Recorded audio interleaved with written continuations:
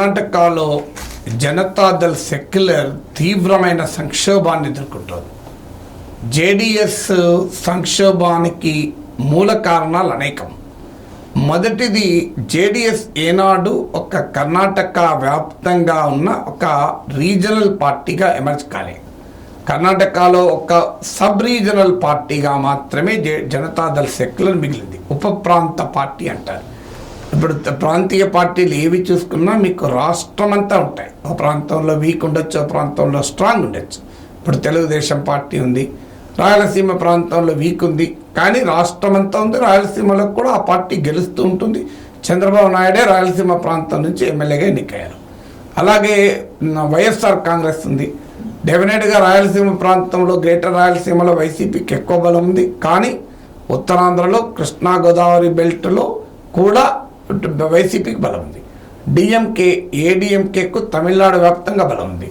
బీఆర్ఎస్కు తెలంగాణ వ్యాప్తంగా బలం ఉంది. అఫ్కోర్స్ కొన్ని జిల్లాల్లో బాగా స్ట్రాంగ్ ఉండొచ్చు, కొన్ని జిల్లాల్లో వీక్ ఉండొచ్చు. మమతా బెనర్జీ బెంగాల్ అంతటా బలం ఉంది. మీరు ఏ ప్రాంతీయ పార్టీ అనేది తీసుకోండి, ఆ రాష్ట్రం అంతటా బలం ఉంటుంది. కానీ జనతాదళ్ సెక్యులరే ఒక ఎక్సెప్షన్. సో జనతాదళ్ సెక్యులర్ మొదటి నుంచి కూడా కర్ణాటకలో ఒక ప్రాంతీయ పార్టీ, రీజనల్ పార్టీగా కాకుండా సబ్ రీజనల్ పార్టీగా మాత్రమే నిలబడింది. ఇది ఆ పార్టీలో ఉన్న మేజర్ స్ట్రక్చరల్ డెఫిషియన్సీ.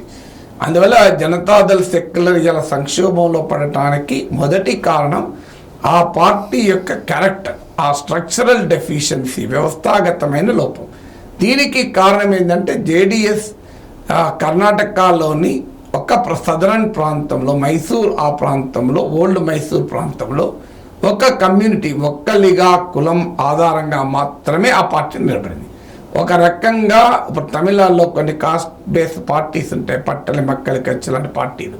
సో ఒకే కులానికి 1 year కులానికి రిప్రజెంట్ చేసే పార్టీ, ఇంకో కులాన్ని రిప్రజెంట్ చేసే పార్టీ అని. సో మీకు ఉత్తరప్రదేశ్లో కూడా కొన్ని పార్టీలు ఉంటాయి. ఇప్పుడు అప్నా దళ్ అని, సుహేల్ దేవ్ భారతీయ సమాజ్ పార్టీ అని, సంజయ్ నిషాద్ పార్టీ.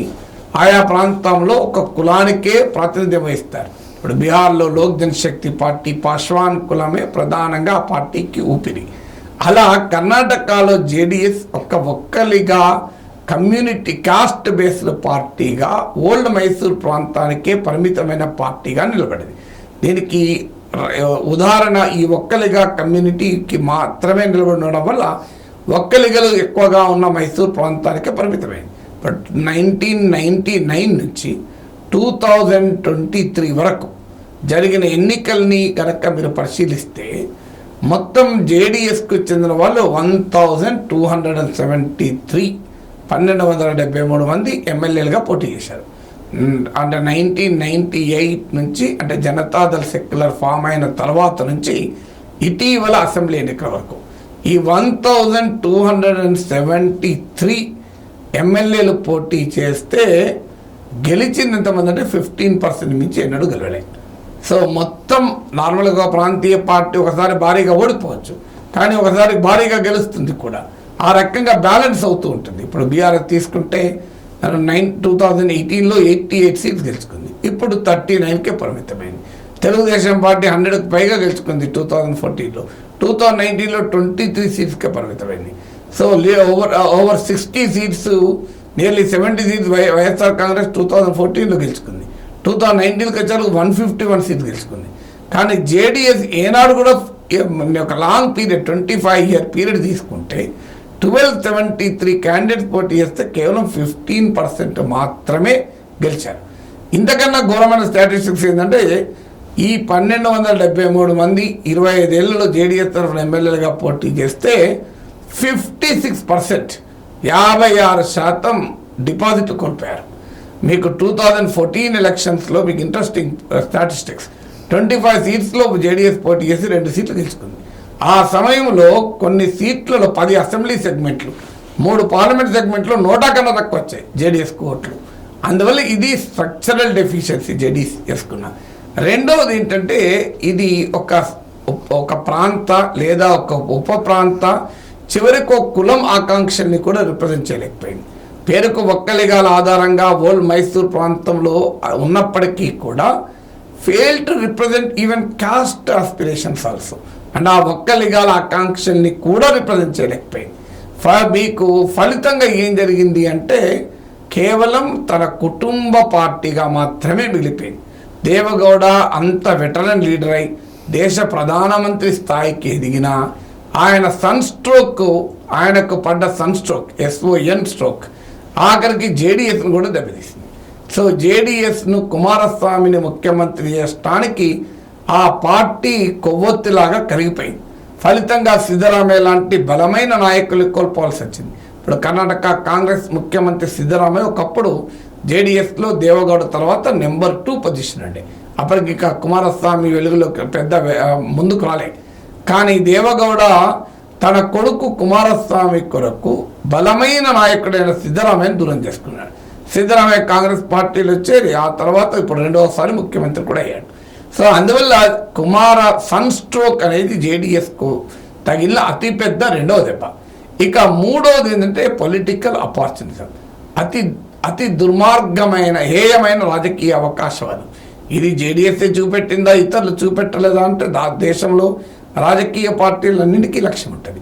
కానీ జేడీఎస్ దీన్ని మరింత బ్లేటెంట్గా బ్రూటల్గా ప్రదర్శించింది.